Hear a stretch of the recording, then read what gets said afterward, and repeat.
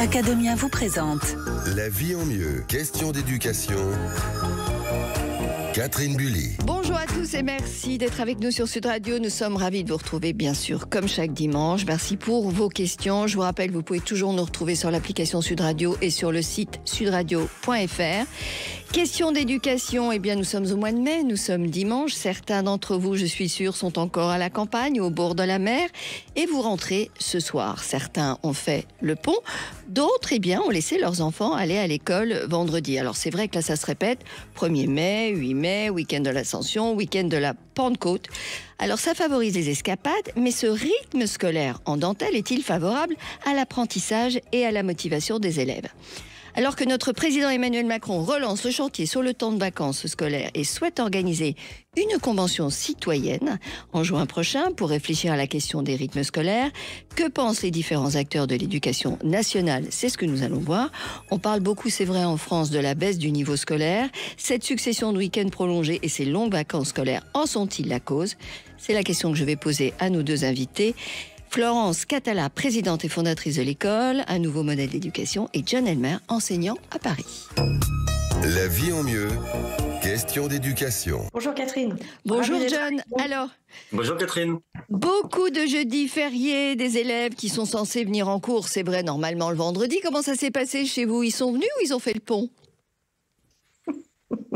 Alors, nous, ils ne sont pas encore venus parce qu'on ouvre la première école en septembre 2025.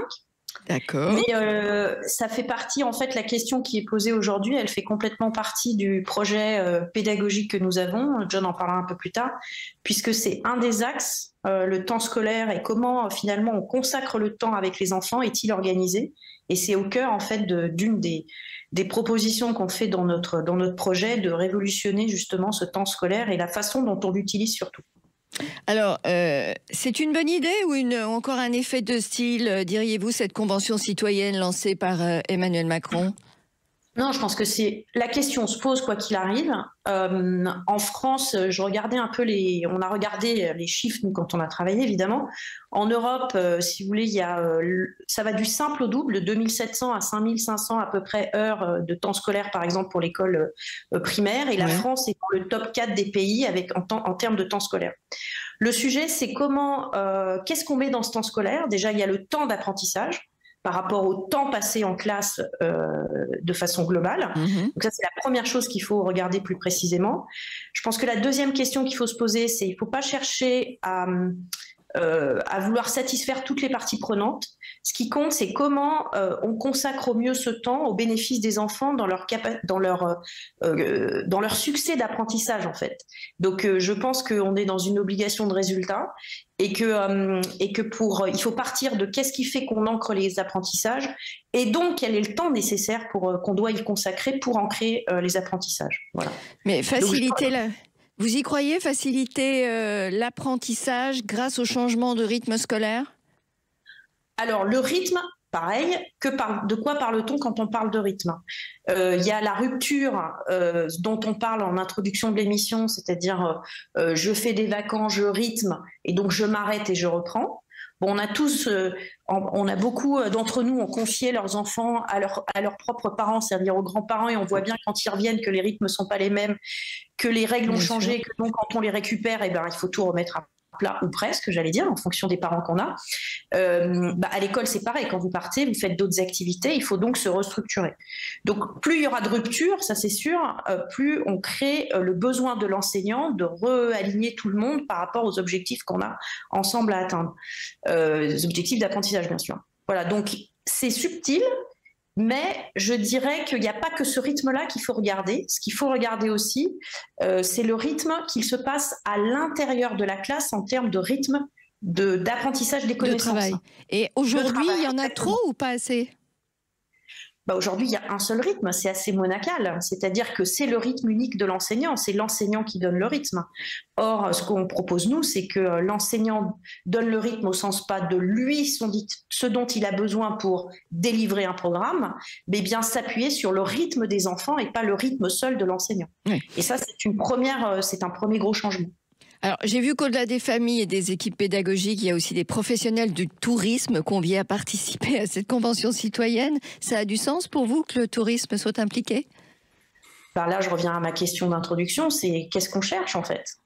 On m'aurait, vous voyez, je dirais, on aurait invité les collectivités, dans les collectivités territoriales, tout le tissu associatif qui participe au poumon de la vie de l'enfant, parce qu'on ne passe pas sa vie qu'à l'école. On fait du sport, on fait des activités artistiques, etc.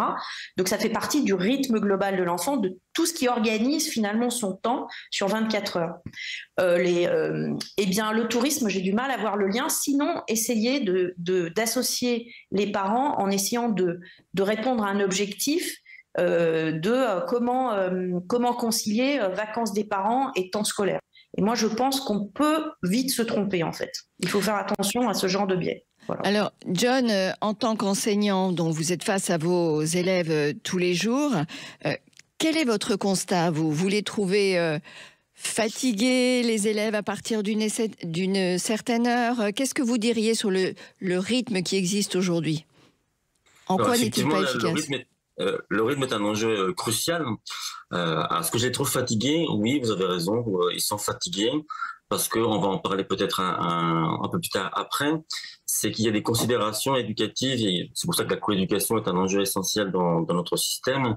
C'est se dire, quand on a des enfants qui arrivent à 8h15, 8h déjà très fatigués, il y a des raisons multiples et ça c'est à prendre en compte de se dire que l'enfant n'arrive pas neutre. Donc à nous de prendre, comme disait tout à l'heure Florence, en considération le rythme de l'enfant, mais ça a un impact du coup sur le temps de travail qui est déjà pas très important, mais de se dire on doit organiser différemment ces séquences pour les mettre en énergie, et c'est pour ça que nous on commence toutes les journées par une mise en énergie corporelle et mentale, ce qui permet de se dire voilà, hop, comme les joueurs sportifs, on se met à l'entraînement pour se dire on va être efficace dès le début de la séance. Et ça se passe comment ? Ça se passe par une motricité corporelle, parce que c'est important déjà de se réveiller son corps.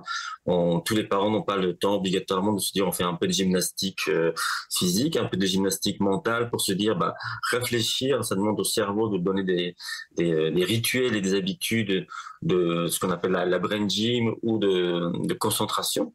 Donc écouter de la musique tout doucement pour avoir un petit peu la concentration, comment elle va se traduire. Mm-hmm. C'est également se dire, on va commencer à avoir au niveau de la motricité, de la compréhension du langage. Donc voilà, ce sont les axes sur lesquels nous voulons travailler pour qu'en un quart d'heure, tout de suite, on puisse se dire, on va commencer, on va préparer et la journée pourra commencer de la meilleure des façons. Donc on a quand même besoin d'une certaine régularité pour que ce soit efficace. Et donc, ce qui se passe au mois de mai avec ces trous, un jour j'ai cours, un jour j'ai pas cours, là, pour le coup, c'est contre-productif, on est d'accord ?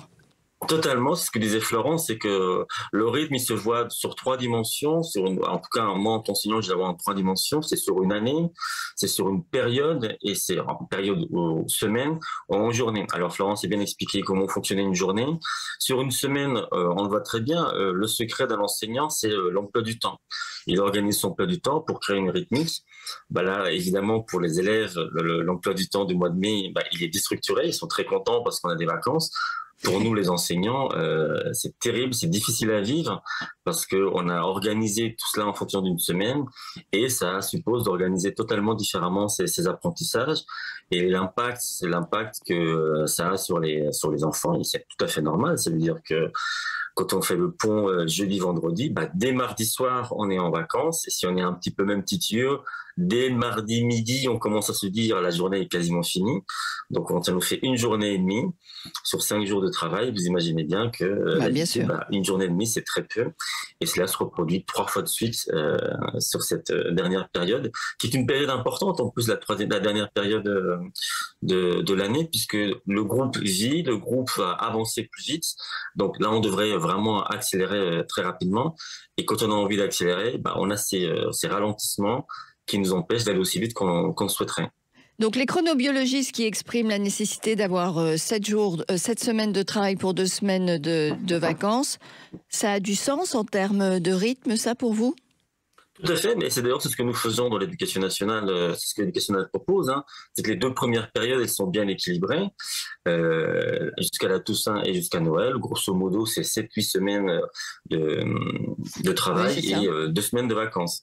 Et comme vous l'avez très bien dit tout à l'heure, c'est qu'à partir des vacances d'hiver, les zones, le décalage des vacances, tout d'un coup, on commence à avoir des séquences, des périodes qui vont durer 6 ou 8 semaines. Et alors, le champion, c'est la dernière semaine où on peut avoir jusqu'à 11 semaines. Et là, c'est très compliqué.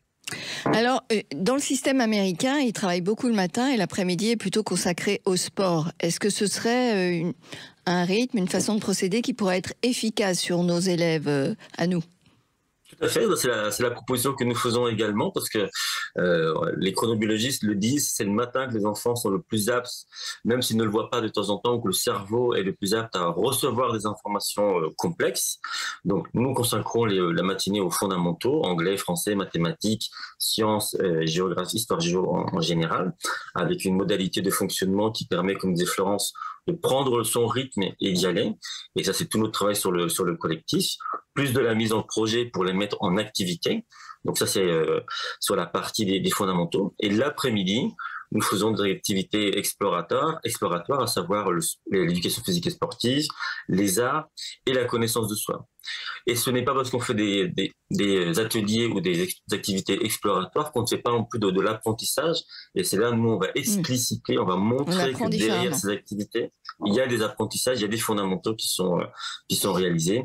Et c'est tout l'intérêt, et c'est un équilibre qui est intéressant. Vous restez avec nous, on se retrouve dans quelques minutes pour parler des rythmes scolaires. Ce mois de mai totalement morcelé joue-t-il sur l'efficacité de l'apprentissage? Y a-t-il un rythme efficace? Qu'en pense le monde éducatif? On se retrouve dans quelques minutes sur La Vie en Mieux, spéciale éducation. Academia vous présente La Vie en Mieux, question d'éducation. Catherine Bully. La Vie en Mieux, spéciale éducation, nous sommes ensemble jusqu'à 12h30 pour parler des rythmes scolaires en ce mois de mai qui réunit, il faut le dire, plusieurs ponts successifs. On en profite pour évoquer un sujet qui semble tenir à cœur à notre président Emmanuel Macron, qui souhaite lancer une convention citoyenne pour réorganiser ce temps scolaire. Pour en parler, je suis avec Florence Catala, présidente et fondatrice de l'école, et John Elmer, enseignant. Alors, tous les deux, dites-moi, cette décision de lancer une convention citoyenne pour parler des rythmes scolaires, est-ce que c'est pas une façon aussi, pour vous, peut-être d'éviter certains sujets qui fâchent quand même, comme le fait de recruter des professeurs? On sait qu'il y a quand même une pénurie de professeurs dans certaines matières, comme la physique par exemple. Et puis de ne pas parler non plus de la formation des professeurs. Est-ce que pour vous, c'est pas une façon un petit peu de passer un petit peu outre ces sujets importants? Alors moi, je dirais, je fais l'hypothèse optimiste que ce n'est pas une volonté d'éviter des sujets. Je pense que c'est essayer d'en adresser sur une méthode de petits pas. Et que, sur le fond quand même, il suffit de lire les réactions des enseignants dans la presse, etc. Eux ont le sentiment, et nous on l'a vu sur le terrain quand on les a rencontrés, parce qu'on est passé aussi par la formation d'enseignants, il y a 100 ans en fait à mettre par terre, au sens à se poser, et il faut réussir à se parler. Et je pense que la plus grosse difficulté, c'est qu'on n'arrive pas à s'entendre ou à discuter entre les parties prenantes. Donc oui, on pourrait avoir le sentiment que c'est un peu de la dosette, on prend par un petit bout, on essaye de tirer une ficelle pour essayer de trouver un terrain de discussion. Mais je pense que ça n'occultera pas, pour moi, qu'il faut aller adresser les problèmes de fond de l'éducation nationale, et qu'aujourd'hui, on n'arrive pas à le faire collectivement. Ça, c'est un sujet. Voilà. Et je fais une hypothèse. Une des hypothèses, c'est la difficulté à s'entendre, parce que en haut, j'ai le sentiment qu'on vient avec des idées déjà reçues, et que sur le terrain, on doit avoir quelques solutions, mais qu'en haut, on n'arrive pas à entendre parce qu'on a des filtres issus d'idées reçues, et que donc le dialogue n'est pas possible. Voilà. Vous lancez une nouvelle école, un nouveau modèle d'école. Donc, pour vous, les priorités, elles sont où aujourd'hui? Si j'avais une phrase, et je vais certainement choquer un peu, mais pour moi, c'est de passer d'une obligation de moyens à une obligation de résultat. Tant qu'on n'acceptera pas collectivement, et je ne pointe personne, je pense qu'aujourd'hui, l'enjeu des enfants, c'est de réussir la plus belle maîtrise et grande maîtrise des fondamentaux du programme que nous propose l'Éducation nationale. Et je ne vais pas rentrer dans le débat du programme lui-même, ça ne m'intéresse pas pour l'instant. Je suis déjà en train de me dire, bon, comment on fait pour que les enfants sortent tous en succès et en réussite? Succès et réussite, pour nous, c'est vraiment l'acquisition des savoirs. Voilà. Donc quand il est acquis, il est acquis. On n'a pas besoin de savoir si on a 17, 18, 19 ou 20. Il est acquis ou pas acquis, c'est oui ou non. Mais cette acquisition des savoirs, elle passe par quel point fondamental ou fondamentaux? Elle passe par changer, pour nous, ce qu'on propose. Voilà. Et on ne dit pas qu'on a la science infuse, on dit on vient proposer, essayer quelque chose. Et ce quelque chose, ce point fondamental, comme vous dites, c'est de changer la façon d'enseigner. Voilà. De sortir, je l'évoquais un petit peu tout à l'heure, de sortir d'une seule direction enseignant-enfant dans notre façon d'enseigner. Là, je vais parler primaire parce que plus on monte dans les classes, plus ça évolue quand même. Hein, oui. Les modes de... Et voilà, et même dans l'enseignement primaire, il y a des gens partout, hein, il y a des gens qui essayent des choses, ça bouge, hein, faut pas, voilà. Mais on essaye de donner, nous ce qu'on veut, c'est donner une petite accélération là-dessus, sur dire il faut changer la façon d'enseigner, changer le rapport enseignant-enfant, responsabiliser les enfants. Voilà, les enfants, on peut les responsabiliser. Et nous, avec John, on a fait plein d'expérimentations. Et plus on les responsabilise, plus le résultat est formidable dans le résultat d'apprentissage. Donc c'est leur faire confiance. Premier sujet, c'est leur faire confiance dans la capacité à s'auto-organiser, à savoir s'organiser. Justement. Alors évidemment, ils ont besoin d'être collectivement aidés les uns les autres. Donc c'est évidemment tout ce qui est la relation, l'interaction entre les enfants. Voilà. Donc en fait, ce qu'on valorise, c'est l'interaction entre les enfants pour s'aider collectivement à réussir et à atteindre l'apprentissage ensemble. Voilà. Parce que si on peut prendre un exemple, oui. Moi je vois beaucoup d'enfants, puisque je suis parent délégué à l'école, je vois beaucoup d'enfants en fait qui se noient dans la masse de travail. Et ce parce que souvent, en primaire, on ne leur a pas appris ni à s'organiser, ni une méthode en fait, de travail. Et ce qui fait que lorsque vous sortez, qu'il est 16h30, 17h30, vous prenez votre petit goûter et puis après vous devez vous mettre au travail. Si vous n'avez pas d'organisation de travail ou de méthode de travail, c'est pas anormal de se retrouver complètement noyé et de ne pas savoir par quel bout prendre les choses. Et donc, je comprends. Ça, c'est un point que je trouve assez étonnant, c'est que ni en primaire, ni au collège, ni en début de lycée, il y a un rappel d'organisation et de méthode. Et je trouve que ça, c'est fondamental pour le coup. Alors, et je passe la parole ensuite à John, mais juste, c'est très important de souligner, parce que ça tire une culture en France qui est « il faut être bon en tout ». Moi, à l'école, on ne me disait pas « puisque tu aimes plutôt les maths, vas-y, fonce sur les maths ». On ne m'a jamais dit ça. On m'a dit « il faut avoir des super notes en tout, il faut être bon en tout, il fallait être premier en tout ». Enfin, je caricature un peu toujours le trait, hein, mais on est dans une culture de faut être bon en tout. Chaque professeur attend que vous soyez au top sur chacune des matières. Mais c'est pas possible. Parce qu'en faisant ça, on n'aide pas les enfants à prioriser leur effort. Donc moi, j'ai toujours dit à mes enfants à la maison, écoute, qu'est-ce que t'aimes ? Moi, j'aime les maths et la physique. Tu fonds sur les maths et la physique, et puis tu mets 2 tiers de ton temps sur les maths et la physique, et 1 tiers de ton temps sur le reste. Parce que le plaisir doit être mis là où on a envie d'aller le mettre. Donc, je pense que déjà, il faut accepter qu'on ne peut pas être bon en tout et qu'on peut le devenir, il n'y a pas de problème. Mais déjà, commençons à organiser. Donc, votre point est très important parce qu'en fait, il tire comment l'enfant l'apprend à organiser son effort. Et ce n'est pas par l'injonction, pour moi, c'est par le désir d'apprendre. Qu'est-ce que j'ai envie d'apprendre ? Moi, les maths m'intéressent.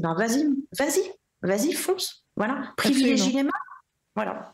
John, est-ce qu'il y a trop de devoirs à faire ? Est-ce qu'on donne trop de travail à faire aux élèves ? Quelle que soit la classe, d'ailleurs. Je suis tout à fait d'accord avec vous. En primaire, je suis quand même toujours surpris du nombre d'heures qui est donné par les parents pour le soir. Alors nous, on a pris un parti pris. Et avec Florence, ça a été un point de départ essentiel. Pas de devoirs à la maison. Tout ce qui est lié au travail se fait à l'école. Ça, c'est génial. Donc, pour répondre à votre question, même chose. On a une proposition On a un bloc qui s'appelle connaissance de soi. Connaissance de soi, c'est évidemment toutes les compétences psychosociales dont on parle beaucoup en ce moment, mais c'est aussi un bloc de méthodologie, ce que j'appelle plutôt de métacognition, comment j'apprends à apprendre. Et on donne des outils aux élèves pour se dire quels sont les facteurs essentiels pour se dire, pour l'apprentissage qui soit ancré, savoir la mémoire, savoir la concentration, savoir organiser son apprentissage. Tous ces petits outils, comme vous le disiez tout à l'heure, pour préparer au collège, parce que dans l'idéal, je suis d'accord avec vous, on devrait se dire que les devoirs devraient être interdits jusqu'à la fin du collège. Dans les faits, ce n'est pas possible. Et les devoirs à la maison, c'est un phénomène qui a la peau dure. Beaucoup de gens sont encore favorables à cela, même s'ils en subissent les conséquences. Mais je ne suis pas favorable quand j'entends des parents qui me disent, vous savez, monsieur le maire, j'ai passé 3 heures ce week-end pour les devoirs. Alors, mais tous les parents font ça. Voilà, donc 3 heures, je me dis, c'est beaucoup pour un week-end. Ils me disent, non, c'est pour une journée. Et j'ai dit, vous n'avez quand même pas travaillé les 2 jours. Ils me disent, si, presque. Je me dis, donc 6 heures, donc ça veut dire 6 heures supplémentaires au temps de travail. Et donc, c'est là où je voudrais enchaîner, c'est se dire que finalement, on se retrouve sur un rythme de l'enfant qui est extrêmement intense. Et je vais vous raconter une anecdote qui m'avait été donnée par un enfant.